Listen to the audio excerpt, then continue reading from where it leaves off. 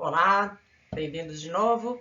Bom, a gente tem então a nossa última aula antes da prova. O objetivo dessa aula vai ser a gente conversar um pouco sobre por que a gente está trabalhando esse simbolismo para estudar lógica, né? Vamos ver rapidamente o que a gente viu, né? Nós vimos, através da definição de valoração booleana, a especificação do comportamento de certos símbolos que são chamados os nossos conectivos lógicos. A definição de valoração booleana fazia com que eu atribuísse para sinais, para fórmulas que tinham esse sinalzinho aqui na frente, o V, C e somente C, para o que vem depois do sinal, eu atribuísse o F.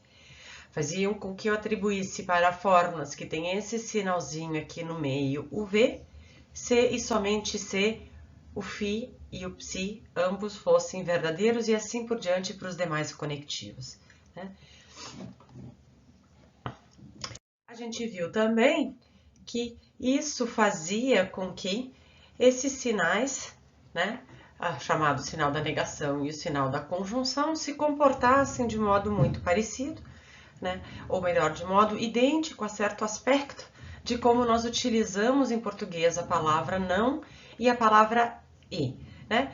Claro, a gente viu também, não são todos os usos da palavra não que são assim, mas no uso mais standard, né, ele serve para inverter o que a gente chama de valor de verdade de uma proposição, né? Se eu tenho que chove é verdadeiro, não chove vai ser falso, se chove é falso, não chove é verdadeiro, né?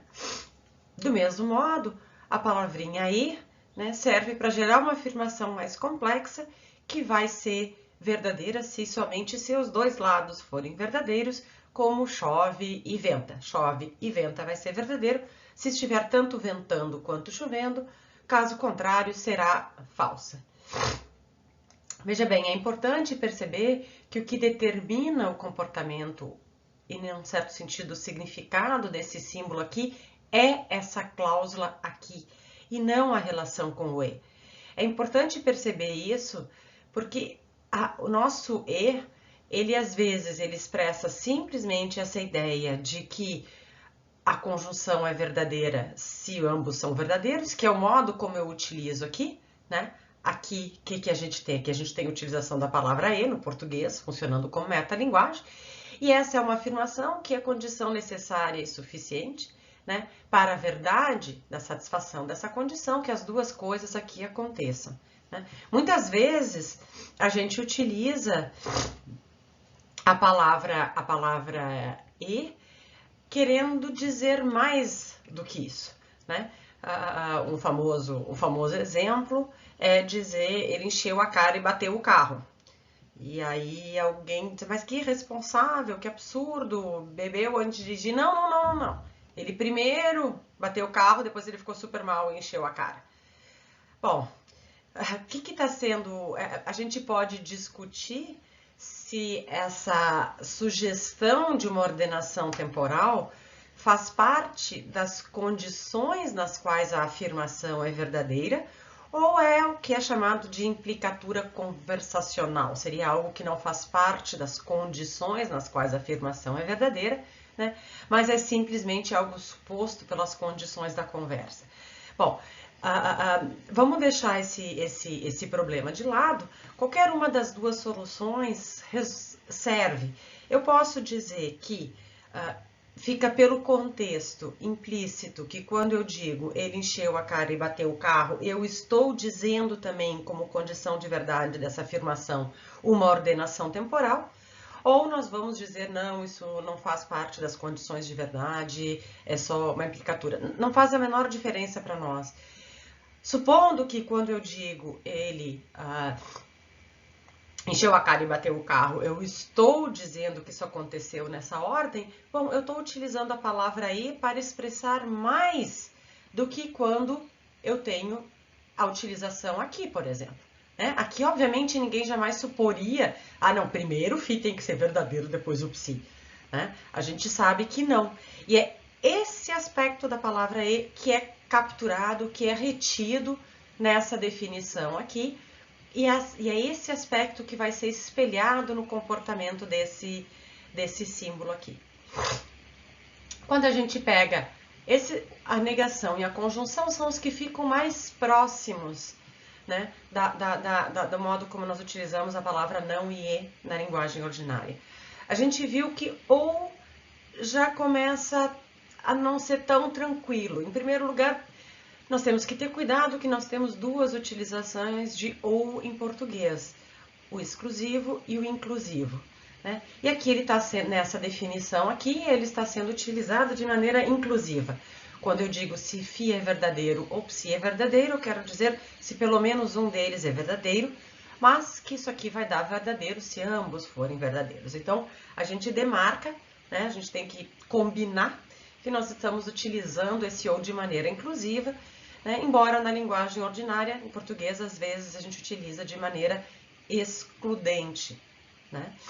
O segundo aspecto de estranhamento é que nós tendemos a utilizar o ou quando há uma relação entre as duas coisas, né? Nós não diríamos 2 mais 2 igual a 4 ou está chovendo. Isso seria uma afirmação estranha, né? Mas não seria usual, né? Mas a gente consegue dizer, bom, uma das duas coisas tem que ser verdadeira, é irrelevante juntar as duas, a gente diria coisas desse tipo, mas aceitaria. Então, a gente tem que, esse aqui, né, que o sinal, porque quem não tá vendo, que esse sinal aqui, então, né, se comporta, pretende espelhar no simbolismo, né, um certo uso da palavra ou em português. O caso mais estranho, a gente conversou um pouco, mas muito pouco, e não vamos esgotar tudo que poderia ser dito sobre isso aqui, é esse sinalzinho da setinha, que nós lemos como implica ou se então, né? A gente já viu na última aula, né, que algumas passagens, o exemplo que a gente estava vendo na última aula era da seguinte era a seguinte inferência, né? Phi para psi implica phi, né? Que se a gente for ler a setinha como se então, a gente diria, bom, ora, chove, logo se chove, logo se venta, chove. Bem estranho, né? Vamos ver, e outros estranhamentos já devem ter aparecido, né, em outros cursos de filosofia e também daqui do curso e também no estudo desse semestre. Vamos olhar um pouquinho mais de perto, embora, como eu disse, sem esgotar tudo que pode ser tratado sobre isso, quanto à implicação material, que é como a gente compreende o comportamento desse símbolo. Uma primeira razão de estranhamento, que é mais fácil de lidar, é o fato de que nós muitas vezes utilizamos em português a palavra se, então, como um se e somente se, né? Então, é bastante usual a gente ficar implícito que ela está sendo usada como um se e somente se. Como, por exemplo, quando várias vezes aqui eu disse, todas as sentenças de um conjunto são verdadeiras em uma valoração booleana, esse conjunto é proposicionalmente consistente. Está implícito aí que se não existir uma valoração booleana que dá verdadeiro, né, então, para todas as sentenças, então o conjunto é inconsistente. Por isso, cuidado quando a gente escreve a definição de consistência, de dizer um conjunto é consistente se e somente se existe uma valoração booleana que verifica todas as sentenças do conjunto, né? Mas nós, coloquialmente, muitas vezes deixamos implícito essa condição e somente se, né? Então, isso muitas vezes causa um estranhamento quando a gente traduz, né, a implicação pelo se então, porque alguns dos nossos usos de se então, na verdade, são de se e somente se e seriam melhor capturados por isso daqui. tá? Mas esse não é problema, né? Esse tranquilo de compreender. A gente pode ver, por exemplo, aqui, se a gente considerar esse meu exemplo, bobinho aqui, como todo, sempre eu sei, se passares no vestibular, ganharás uma bicicleta, né? É claro que, por um lado, o contexto sugere que, bom, o que está sendo dito? Que se alguém, se o filho, né, ou a filha não passar no vestibular, não ganhará uma bicicleta, né? Mas explicitamente não é isso, né? Se fosse para deixar claro que era isso, já, se tu passar no vestibular, tu ganha uma bicicleta, mas só se passar no vestibular, né? Mas literalmente tomado, não haveria nada de errado, né?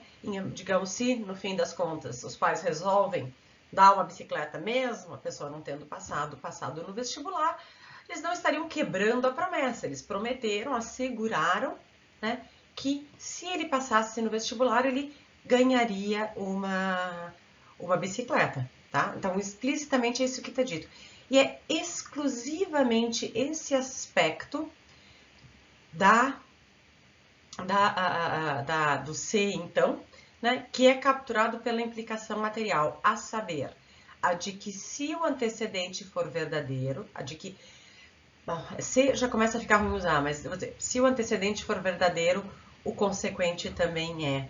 Mas esse se que eu estou usando agora, ele também é entendido como essa implicação material, a saber, onde tudo que é assegurado é que ou aqui é falso ou aqui é verdadeiro. Ou seja, caso aqui fosse verdadeiro, para que desse verdadeiro, aqui teria que ser verdadeiro, tá? Agora, por que eu insisti em traduzir isso por ou o antecedente é falso ou o consequente é verdadeiro? E por que eu estava evitando a palavra se? Porque normalmente, né, quando nós utilizamos se, então, nós não queremos simplesmente excluir a combinação antecedente verdadeiro e consequente falso. Nós queremos que haja alguma ligação entre as duas coisas, alguma relação entre as duas coisas, né? Então, por exemplo, a gente acharia, espero que vocês achem, um absurdo dizer que esses dois exemplos de afirmação aqui são verdadeiras, né? Se 2 mais 2 igual a 5, então está frio.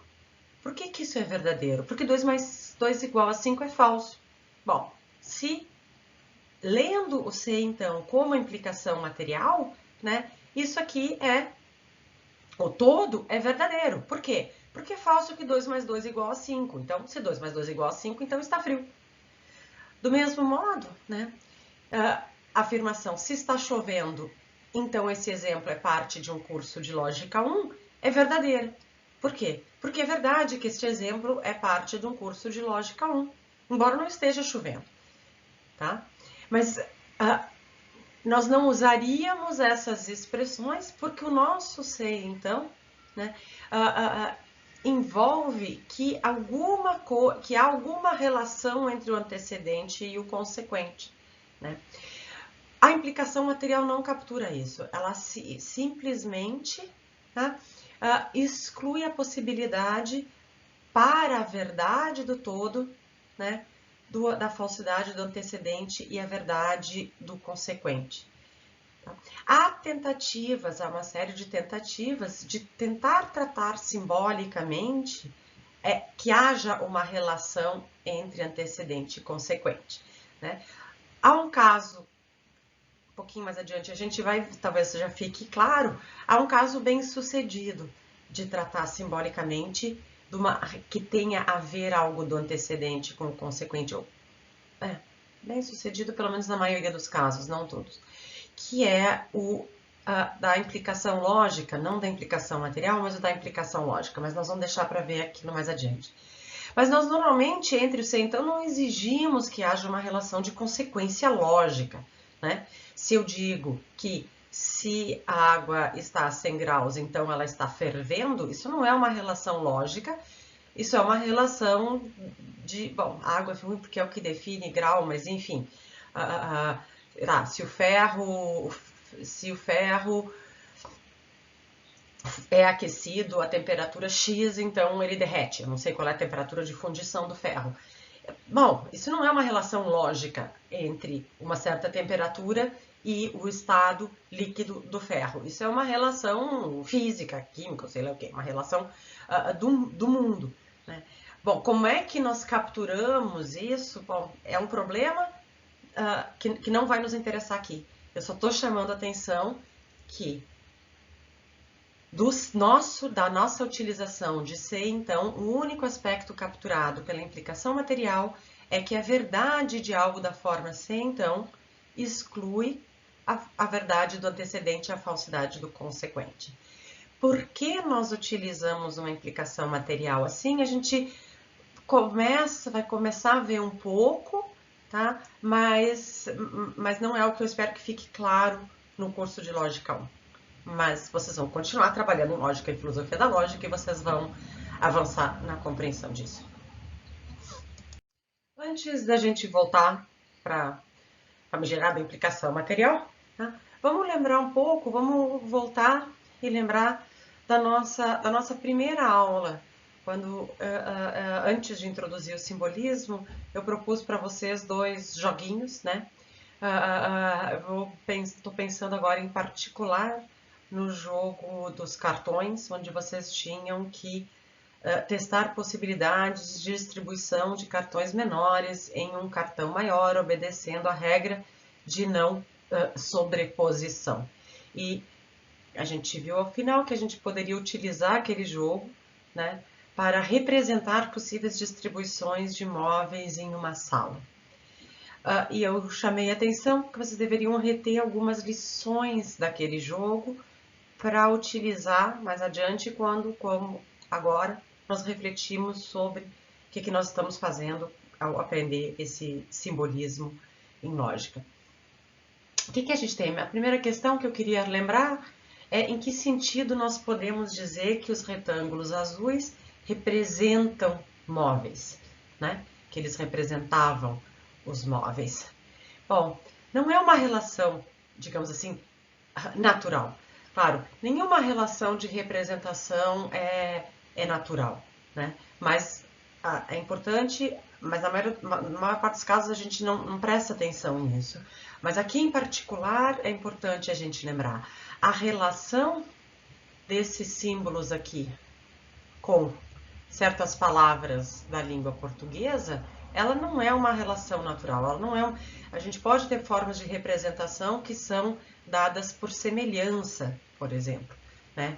Ou que outras não são dadas por semelhança, não são representações por semelhança, mas por certas convenções bastante gerais que passam por naturais, né? No caso da relação desses símbolos aqui com a utilização de certas expressões da linguagem natural, isso é feito pela definição do comportamento desses símbolos na definição de valoração booleana. E na definição de forma também, que é suposta pela definição de valoração booleana. Né? Bom, o que acontece? No caso dos meus... isso é importante compreender isso, tá? Porque pela pergunta seguinte, né? As possibilidades de combinação dos nossos cartões, né? Eles dependiam da relação de representação, quer dizer, para saber quais eram as combinações possíveis dos meus cartões, eu precisava saber que a minha intenção era utilizar aqueles cartões para representar móveis e o cartão grande para representar uma sala? Não, eu não precisava, né? Vocês começaram testando, mesmo que em pensamento, né? Combinando os cartões dentro do cartão maior, né, obedecendo às regras de combinação que eu dei, sem saber da minha intenção de utilizar aquilo para representar possíveis distribuições de móveis em uma sala, né? Bom, agora, o que me permitia que, testando as possibilidades de combinação dos cartões, eu pudesse representar possíveis combinações dos móveis? Bom, em parte era a forma física, dos cartões, mas também as regras de especificação que eu dei. Quer dizer, eu pude fazer isso, por quê? Porque havia um aspecto físico dos cartões, que era estar numa certa proporção de tamanho em relação uns aos outros e à sala, mas também as regras de combinação que eu dei. Eu disse, olha, vocês têm que colocar dentro do cartão maior, não pode ficar nada para fora, e vocês não podem sobrepor esses cartões. É claro que os cartões, enquanto cartões, eles podem ser sobrepostos. Eu posso colocar um em cima do outro. Se eu não tivesse a regra que dissesse que eu não pudesse fazer isso, eles não serviriam para representar móveis, porque eu não posso empilhar móveis do mesmo modo como eu posso empilhar cartões. E se eu não colocasse essa regra, eu não poderia espelhar no meu jogo as possibilidades de combinação de móveis em uma sala. Então, eu tenho um conjunto de regras que faz com que, naqueles aspectos que me interessavam, os cartões tivessem as mesmas possibilidades de combinação dos móveis, né? Os cartões tivessem uns para os outros, as possibilidades de combinação dos móveis uns para os outros e para a sala. Tá? Então, é importante perceber que foi um certo conjunto de regras que faz com que esses cartões pudessem servir para representar os móveis. Do mesmo modo, é um certo conjunto de regras, né, desses sinais, mas o fato desses sinais serem de um certo tipo, eu preciso de um certo número de símbolos, eu preciso de certas classes de símbolos que sejam visualmente distintos e assim por diante, mais uma série de regras de combinação que fazia com que, né, quando eu fazia o fim ao cabo, que quando eu tinha algo dessa forma aqui, eu tinha algo cujas possibilidades de combinação e relação com isso daqui, né, espelhem, representem certos aspectos das possibilidades de combinação das nossas palavras e não com certas estruturas ditas verdadeiras ou falsas. Tá? Questão seguinte que é importante reter como lição também, ainda do nosso jogo, e ver como é que ela aparece aqui no nosso simbolismo, é a seguinte: todos os aspectos dos móveis são adequadamente representados pelos cartões? Não, né? Inclusive, diversos aspectos que podem talvez ser relevantes quando eu estou considerando distribuições dos móveis, eram deixados de lado. Por exemplo, a cor. Nós ignorávamos totalmente quais eram as cores dos móveis. Ora, quem já tentou brincar de casinha e arrumar o seu quarto ou uma sala, sabe que faz uma diferença imensa eu levar em conta como é que eu vou fazer a distribuição dos móveis. Se eu colocar metade da sala, todos os móveis brancos e os outros marrons, vai ficar horrível. Exceto se eu tiver um espaço grande e fizer 2 ambientes. Se for um ambiente só, provavelmente vou querer intercalar. Então, há uma série de aspectos que podem ser relevantes quando eu quero representar uma distribuição de móveis que não eram capturados pelos cartões. Mas havia um aspecto que era capturado. O aspecto capturado era o de que eu testava a distribuição espacial. Esse aspecto era capturado. Bom, do mesmo modo, o que nós estamos vendo? Que há uma série de aspectos da utilização de palavras em português que são deixados de lado quando a gente introduz o nosso simbolismo e as regras para a utilização desses símbolos, né? Então, a gente vê que o E tem uma conotação, muitas vezes, de ordenação temporal, isso não é capturado aqui, pode talvez em outros sistemas mais sofisticados ser, mas aqui não. Que palavras como mas sugerem uma oposição que não é capturada pelo E, pela conjunção, né? Que a implicação, né, nós utilizamos como pretendendo alguma relação entre essas duas coisas, e isso não é capturado pela implicação material. Exatamente como os meus cartões não capturavam a cor que podia ser relevante para uma série de propósitos. Mas há um aspecto da utilização de certas palavras em português que é capturado por esses símbolos e por essa e por essa definição e por as nossas definições. Qual aspecto? A de que esse sinal inverte o valor de verdade, a de que esse sinal gera algo que para ser verdadeiro os dois lados têm que ser verdadeiros, a de que esse sinal gera algo para cuja verdade basta a verdade de pelo menos um deles e que esse sinal capta combinações que excluem, cuja verdade exclui a verdade do antecedente e a falsidade do consequente. Tá? Então é importante a gente reter que isso não são as palavras em português, elas não são iguais às palavras em português, elas não se comportam iguais às palavras em português, mas elas capturam um aspecto importante dessas palavras, uma espécie de núcleo duro central, em razão do qual a gente tem certas relações que são as capturadas pelo nosso simbolismo. O último ponto que eu venho insistindo desde o início é que vocês percebam que para jogar o jogo lá dos meus cartões, vocês não precisavam saber que eles poderiam servir para representar móveis. É claro que eles foram escolhidos porque eles podem servir para representar móveis, porque eu fiz assim. Do mesmo modo, quem desenvolveu esse simbolismo lógico, desenvolveu tendo em vista certas utilizações, algumas das quais a gente tá vendo agora. Mas é importante perceber que eu posso manipular esses símbolos e aprender essas regras sem saber para que serve, tá? Por que isso é importante? Bom, isso é uma questão de filosofia da lógica, a gente pode conversar mais sobre isso e ao longo do curso também. Por enquanto eu queria chamar a atenção, acredita em mim que esse é um ponto importante, ok?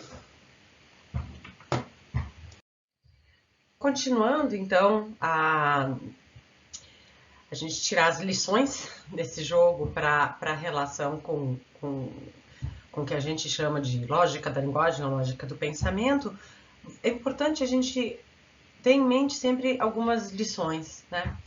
Uma delas é a de que, por vezes, né, a tradução mais adequada não é a mais colada nesse uso das palavras capturado pela definição de valoração booleana. Né? Alguns exemplos, 2 exemplos eu já mencionei, né?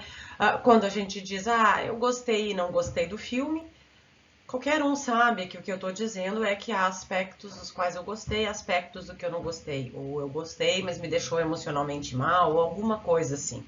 Né? Nós não estamos afirmando uma contradição quando nós dizemos isso. Então, se eu for traduzir para o simbolismo essa afirmação, é inadequado pretender expressar, deixa eu ver aqui, pretender expressar isso daqui por algo como P e não P, né? É inadequado.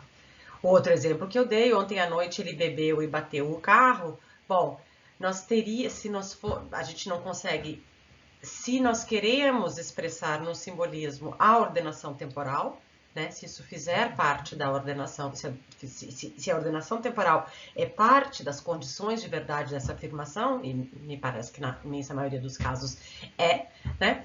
O que acontece?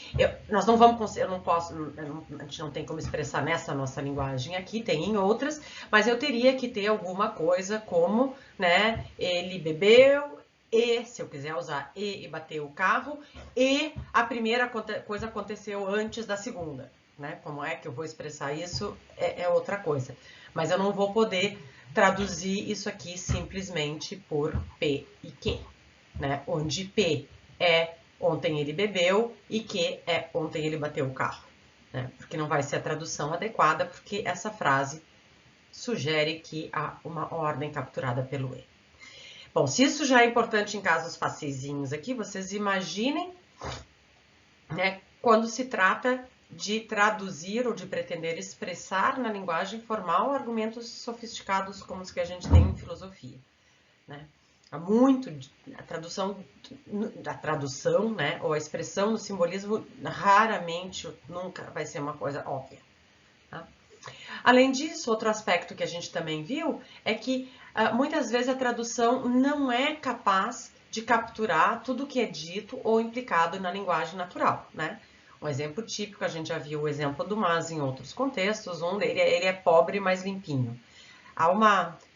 aqui não se trata simplesmente da sugestão de oposição, né? Há toda uma carga de preconceito propriamente, de desqualificação carregada pelo diminutivo limpinho e pelo mas.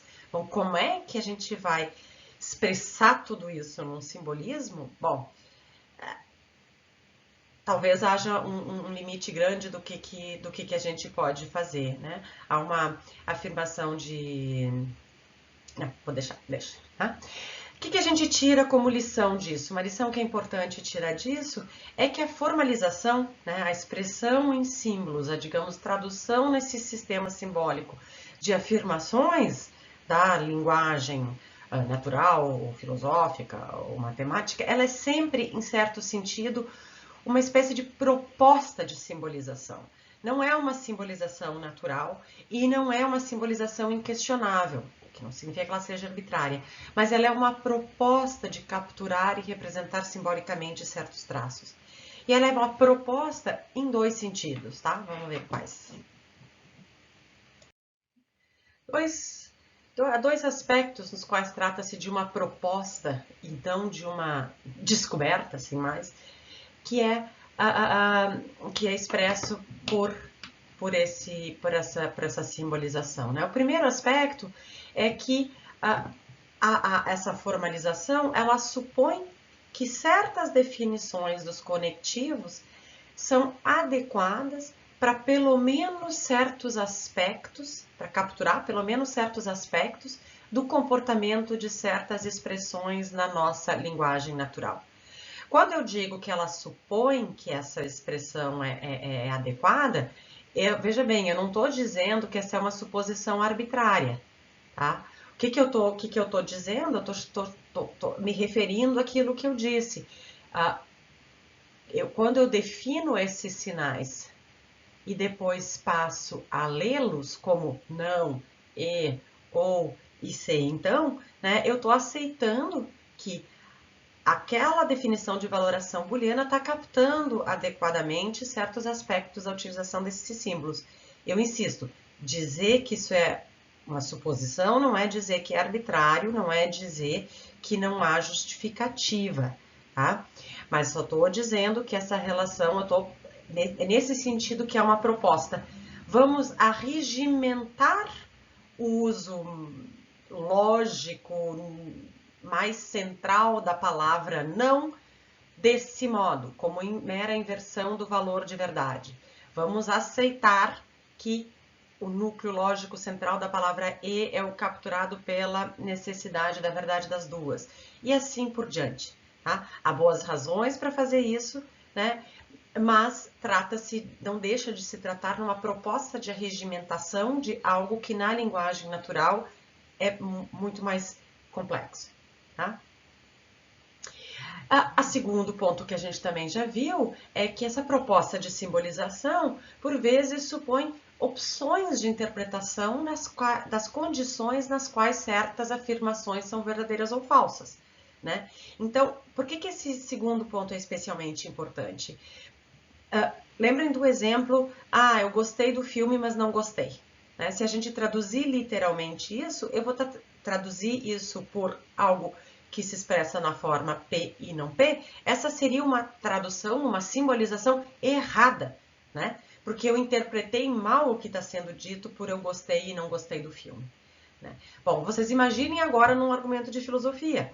A gente vai ter que primeiro compreender um argumento, né? Para depois, para interpretar, saber compreender o que está sendo dito ali, para depois poder simbolizar. Então, vão ser raros casos em que a simbolização, ou melhor, não é que sejam raros casos que a simbolização é incontroversa, e a simbolização vai ajudar um monte para eu deixar mais claro a forma. Só que ela não vai eximir, não vai resolver o problema da necessidade de nós interpretarmos o que está sendo dito para podermos saber qual é a simbolização adequada. E vai ter casos, vocês vão ver, onde não há como decidir pelo texto tão somente qual é a simbolização adequada. Vai depender de eu comparar com outros textos, de eu discutir e assim por diante. Tá? Então é importante, são observações importantes para evitar uma certa tendência a uma espécie de fetichismo do simbolismo, né? De achar que esses símbolos são esse comportamento é naturalmente o certo e que há que a gente vai olhar para as frases e vai ver qual é a simbolização e isso vai resolver os nossos problemas e dificuldades de interpretação de texto, por exemplo. Não vai ajudar um monte, mas não faz nenhuma mágica. Tá? Bom, vamos então finalmente, com isso em mente, né, ver um pouquinho pelo menos da motivação por trás da implicação material, né? Um pouco a gente já viu, eu tô indo em círculos, espero que, pelo menos em helicoide, né, que círculo a gente vai vendo a mesma coisa, mas vai crescendo um pouco em compreensão. Vamos considerar o primeiro exemplo aqui, esse primeiro exemplo que eu dei aqui, que é se está chovendo, então a calçada está molhada, está chovendo, logo a calçada está molhada. Qual é o ponto central aqui? O ponto central aqui, que faz com que esse argumento, que qualquer um aceita, acha ótimo, perfeito, sem graça, claro, mas logicamente impecável, é que o argumento é bom por quê? Né? Porque se a minha premissa maior é verdadeira, então o antecedente a verdade do antecedente aqui é condição suficiente para eu ter certeza da verdade do consequente. Percebam que, como em toda avaliação, né, de argumentos, trata-se de um condicional. É claro que essa primeira afirmação, se está chovendo, então a calçada está molhada, ela pode ser falsa, né? Ela pode ser falsa por quê? Porque pode ter um umbral na frente da calçada e ela não molha. Ou porque pode estar tão quente que a água bate e em seguida evapora, não chega, só uma garoinha fina, não chega a molhar a calçada. Então é claro que essa afirmação pode ser falsa. Mas se ela for verdadeira, ela sendo verdadeira num determinado lugar, numa circunstância, numa determinada hora, né? Eu não preciso, veja bem, esse ponto é importante de eu estar fixando um determinado lugar, uma determinada hora. Eu não estou dizendo que para o argumento ser válido, não precisa haver uma relação física qualquer entre estar chovendo e a calçada estar molhada, né? É claro que há, por isso que essa minha afirmação não causa um estranhamento. Mas para o fato do argumento ser bom do ponto de vista lógico, não precisa haver essa relação. Tudo que eu tenho é que se isso aqui é verdade, seja por que razão for, e se o antecedente é verdade, então o consequente é verdade. Então, esse se então captura simplesmente a ideia da suficiência da verdade do antecedente para a verdade do consequente. A que se deve essa suficiência não é capturado pela implicação material. É simplesmente marcado que se eu tiver a verdade do antecedente, então eu tenho a verdade do consequente. Tá? E isso é um ponto central para nossas argumentações. E é por isso que eu preciso de um símbolo assim para simbolizar argumentações que a gente faz. Mas é essa suficiência que causa alguns estranhamentos. E são estranhamentos que vão valer não só para a implicação material, mas também para a nossa relação de consequência lógica. E eu queria chamar a atenção um pouco para eles, né? O que a gente... E com isso também dá mais um passo na compreensão de por que vai nos bastar essa ideia da implicação material, né?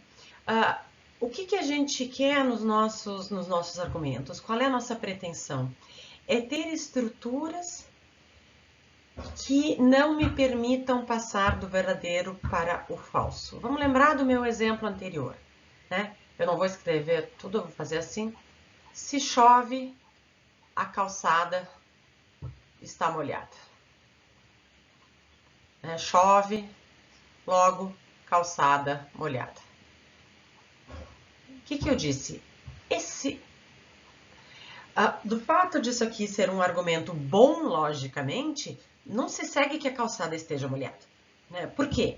Porque é possível que não esteja chovendo, como de fato agora que eu estou falando não está, não sei se quando vocês estão ouvindo está ou não, mas mesmo se estiver, poderia não estar chovendo. Em segundo lugar, a gente não sabe se é verdadeiro que se chove a calçada está molhada. Depende da calçada, depende do momento, depende do lugar, depende de uma série de coisas. Então, mas há um aspecto desse argumento que é bom, no seguinte sentido: ele jamais correria o risco, digamos assim, de me dar um passo em falso no sentido de passar do verdadeiro para o falso. Tá? Então, a propriedade central que nos interessa, a propriedade lógica central que nos interessa dos argumentos, em argumentação, é essa, de onde eu tenho uma estrutura logicamente perfeita, é uma estrutura que não me permite a passagem do verdadeiro para o falso. Se eu tiver o verdadeiro, não é pela estrutura que eu passo para o falso. O que é diferente de um argumento que não é válido, de um argumento cuja estrutura permitiria premissas verdadeiras e conclusão falsa. Tudo o que nós queremos, do ponto de vista dessa lógica que a gente está estudando aqui, né, é identificar estruturas de tudo que a gente quer da consequência, né, da relação de consequência, é treinar-se, reconhecer estruturas que não me permitam passar do verdadeiro para o falso. Tá? Evitado o caso de passar do verdadeiro para o falso, todo o resto é bom do ponto de vista da avaliação como consequência lógica. Tá? Agora vamos dar uma olhada então em alguns exemplos que ficam esquisitos, né? O primeiro aqui, se 2 mais 2 igual a 5, então está frio. Ora, 2 mais 2 igual a 5, aqui era um igual, não é menos, né? Ora, 2 mais 2 igual a 5, logo está frio. Bom, esse é um péssimo argumento, né? Vamos combinar que é um péssimo argumento. Só que o defeito dele não está em me permitir passar do verdadeiro para o falso. É importante esse ponto ficar claro, o argumento é péssimo, mas o defeito dele não é permitir a passagem do verdadeiro para o falso. Eu jamais poderia passar do verdadeiro para o falso. Não existe situação possível na qual se 2 mais 2 é igual a 5, então está frio é verdadeiro, na qual 2 mais 2 é igual a 5 e na qual seja falso que está frio. E que não exista situação possível de passagem do verdadeiro para o falso aqui, não depende da matemática, não depende do fato de 2 mais 2 igual a 5 ser falso, não depende disso, né? Não depende de estar frio ou de estar quente, não depende de nada disso. Depende exclusivamente do fato de que, se for verdade que, deixa eu só escrever diferente, que se A, então B. E se for verdade A, necessariamente é verdade B. É o nosso famoso modus ponens que a gente viu, né, que vocês já viram antes e a gente viu na última aula. Tá? Então, por que esse argumento, por mais esquisito que seja, ele é do ponto de vista lógico, exclusivamente lógico, entendido lógico nesse sentido que a gente está estudando aqui, impecável, porque ele é uma estrutura na qual eu não corro o risco de passar do verdadeiro para o falso. Tá? Por que eu estou insistindo nesse nosso sentido de lógica, né? Porque nessa lógica formal, em tratamento simbólico, na maioria dos tratamentos simbólicos que a gente faz, a gente hoje em lógica deixa de lado uma série de coisas que até o desenvolvimento dessa lógica matemática eram vistas como parte da lógica, como questões retóricas, por exemplo, como questões de relevância. Então, há uma série de avaliações que são pertinentes de argumentação e que são tratadas, tradicionalmente foram tratadas em cursos de lógica ao longo da história e podem ser tratadas em cursos de lógica dita informal, a gente pode depois conversar sobre a adequação ou não dessa expressão, mas que não são objeto aqui de formalização. né? Então, desde avaliações de aspectos estéticos que podem facilitar o conhecimento, avaliação de graus de probabilidade, uma série de coisas assim. Bom, graus de probabilidade até dá para tratar, mas uma série de coisas que... Então, há um aspecto lógico errado com esse argumento aqui, mas não é um lógico que a gente trata aqui na formalização, e em qualquer lugar não vai ser um problema quanto à relação de consequência, entendida como impossibilidade de passar do verdadeiro para o falso, tá? Essa propriedade de ser uma estrutura que não me permite passar do verdadeiro para o falso, esse argumento aqui tem. E eu quero que, por isso, no meu simbolismo, ele é representado por algo que tem uma relação de consequência lógica. A mesma coisa vale para esse meu outro exemplo aqui, né? Se está chovendo, então esse exemplo é parte do curso de Lógica 1, está chovendo, portanto, esse exemplo é parte do curso de Lógica 1, tá? O que acontece? Novamente, eu tenho uma estrutura de modus ponens, eu tenho a impossibilidade de passar do verdadeiro para o falso. Tem defeitos nesse argumento? Zilhões, ele não serve para nada, né? Mas, exceto para a ilustração que eu estou fazendo aqui, mas ele não serve para convencer ninguém, nem para provar coisa nenhuma. Mas ele é uma estrutura que não permite passar do verdadeiro para o falso. E é por isso que ele é dito que a gente vai simbolizar isso aqui por algo que é consequência lógica do que a gente utilizar para simbolizar as duas primeiras. Por fim, antes de fazer uma pausa, vamos rapidinho, eu queria dizer uma palavrinha sobre a relação entre implicação material e implicação lógica, para vocês compreenderem por que é chamado de implicação material, né? O que a gente viu no caso da implicação material, que é o que a gente simboliza pela setinha, né? O que a gente tem? Que eu disse, olha, quando a gente tem uma afirmação da forma P implica Q, o que a gente tem? A gente simboliza que não há uma passagem do verdadeiro para o falso. E eu coloquei passagem entre aspas, porque passagem justamente sugere que há uma relação entre as duas coisas. E a gente viu que isso não é capturado pela implicação material, né? O que eu tenho? O exemplo, e vamos ver os exemplos que a gente viu, né? O que eu tenho? Eu tenho que, se está chovendo, então a calçada está molhada. Se isso é verdade, a verdade disso exclui que eu tenha o antecedente verdadeiro e o consequente falso. Nesse sentido, não, ele exclui que daqui para cá, né, que aqui seja verdadeiro e aqui seja falso, né? Mas é claro que isso aqui, a verdade disso aqui, não é uma relação lógica.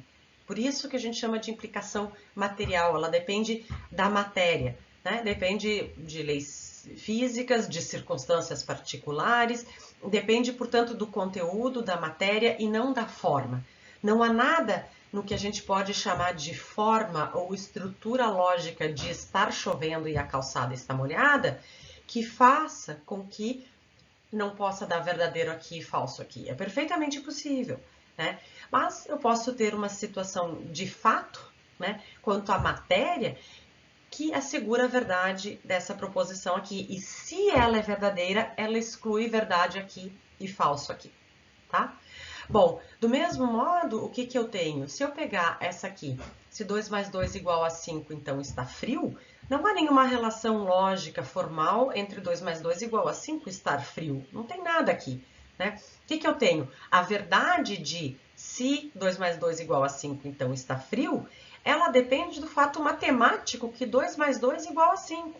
Por isso, trata-se de uma implicação material. É em função da matéria que essa implicação é verdadeira, né? É inconveniente, é inadequada, é uma série de coisas, mas eu não tenho antecedente verdadeiro e consequente falso, porque o antecedente é falso. Mas é por razões materiais, no caso matemáticas, que o antecedente é falso e, portanto, o condicional verdadeiro, né? Do mesmo modo, se amanhã vai chover, então esse exemplo é parte do curso de Lógica 1, né? Não há relação lógica, não há relação formal entre amanhã chover e esse exemplo ser parte do curso de Lógica 1. Podia ser um curso de Lógica 2, podia ser um curso de Introdução à Lógica, podia servir a outros propósitos, tá?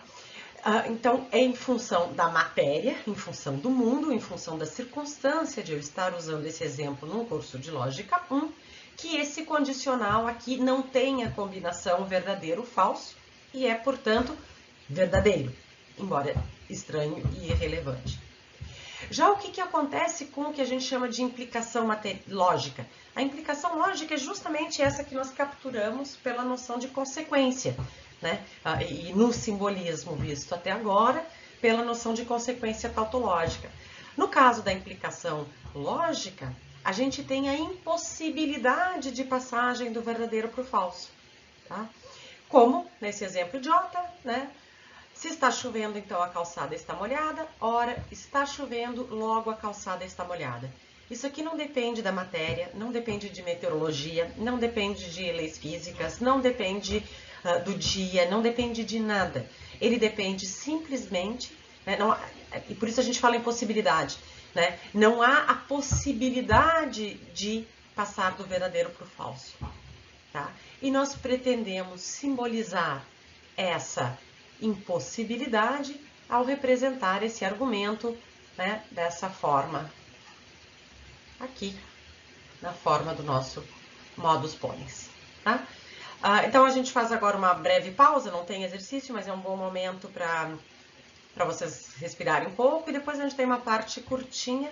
Vamos ver, então, vamos relembrar de que modo, né, esse nosso simbolismo, né, com todos esses cuidados que eu chamei a atenção nessa primeira parte da aula, pode ser relacionado com certas estruturas lógicas do nosso pensamento ou linguagem. Então, até daqui a pouquinho.